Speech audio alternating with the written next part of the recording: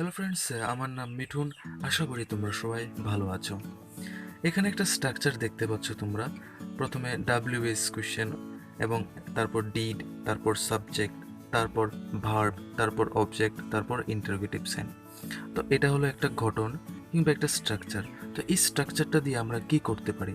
এই স্ট্রাকচারটা দিয়ে আমরা ইংরেজিতে সেন্টেন্স গঠন করতে পারবো এবং সেই ইংরেজিতে সেন্টেন্স প্রশ্নবোধক অর্থাৎ ইন্টারোগেটিভে আমরা সেন্টেন্স গঠন করতে পারবো এবং আমরা কাউকে কেউ কিছু জিজ্ঞাসা করতে পারবো। ফ্রেন্ডস, ফ্যামিলি মেম্বার কিংবা আননোন কোনো পার্সনকে আমরা ইংলিশে আমরা প্রশ্ন জিজ্ঞাসা করতে পারবো। তো এখানে ডাব্লিউএস কোয়েশ্চেন অর্থাৎ ডাব্লিউএস কোয়েশ্চেনের পুরো লিস্ট রয়েছে। What, who, which, when, whose, how, why, where, whom, এই সবগুলোই হচ্ছে ডাব্লিউএস কোয়েশ্চেন। তো এই ডাব্লিউএস কোয়েশ্চেন এবং ডিড, ডিড মানে হচ্ছে একটা পাস্ট ফর্ম। তো যখন এখানে পাস্ট ফর্ম রয়েছে তো সবগুলো সেন্টেন্স আমাদেরকে পাস্ট ফর্মে তৈরি হবে। এখানে পাস্ট ফর্ম রয়েছে, সেন্টেন্সও পাস্ট ফর্মে তৈরি হবে।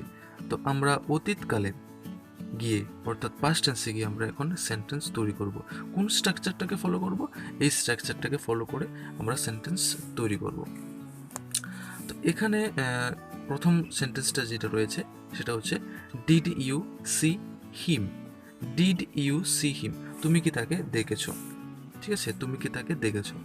তো এখানে যখন এই সেন্টেন্সটার পূর্বে আমরা ডাব্লিউএস কোয়েশ্চেন লাগাবো তখন কি হবে? তখন হবে where did you see him. এটার মানে হচ্ছে ডিড ইউ সি হিম, তুমি কি তাকে দেখেছো কিংবা তুমি কি ওকে দেখেছো। আর where did you see him, তুমি তাকে কোথায় দেখেছো। তো এখানে গঠন অনুযায়ী প্রথমে ডাব্লিউএস কোয়েশ্চেন বসলো, তারপর ডিড, তারপর সাবজেক্ট, তারপর ভার্ব, তারপর একটা অবজেক্ট এবং ইন্টারোগেটিভ সেন্স। আর সবসময় মনে রাখবে যখন আমরা ডিড ইউজ করব সেন্টেন্সে তখন আমাদের মেইন ভার্বটা সবসময় প্রেজেন্টে অর্থাৎ বেস ফর্মে হবে। তো এখন আমরা আরও অনেকগুলো এক্সাম্পল দেখব। When did you see him, তুমি ওকে কখন দেখেছিলে। How did you see him, তুমি তাকে কিভাবে দেখেছিলে। Did you see the news, তুমি কি সেই খবরটা দেখেছিলে। Did you see the news, তুমি কি সেই খবরটা দেখেছিলে। When did you see the news, তুমি খবরটা কখন দেখেছিলে।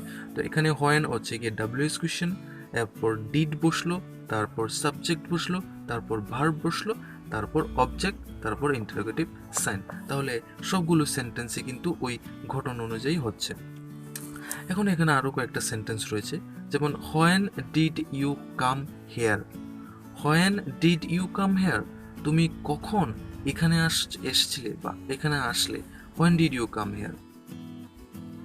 হোয়ার where did you buy this pen from, অথবা from where did you buy this pen.